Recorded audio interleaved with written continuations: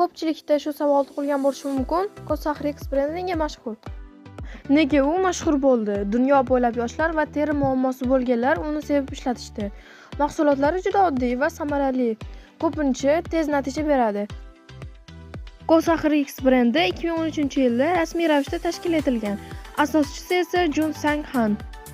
Nima uchun yaxshi tanlov? Hamyonbop narx, arzon narx va kuchli natija.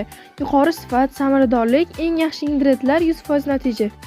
Teri muammolari uchun zo'r, akne, qora dog', teri yallig'lanishi, tabiiy va xavfsiz tarkib. Dunyo bo'ylab trendda 100 dan ortiq davlatda sotiladi. Yo'riqnoma qanday yuzlarga va qanday surtiladi? 5 ta oddiy qadam. Yuzingizni yumshoq vosita bilan yuvib oling. Terini yumshatish va tayyorlash uchun tonik ishlating. Muammongizga mos serumlardan foydalaning. Eng so'nggi bosqichda namlantiruvchi krem surting.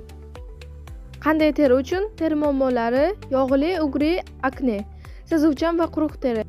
Qisqasi, har qanday teri uchun mos.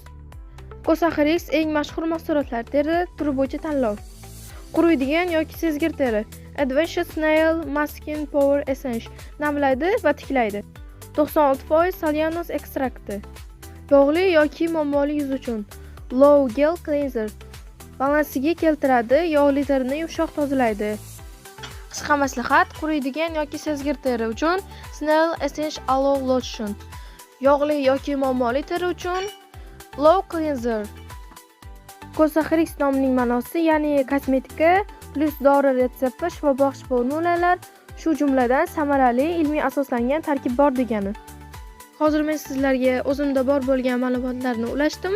Xo'sh, siz bu kosmetika brendidan mahsulotlarni sotib olgan bo'larmidingiz?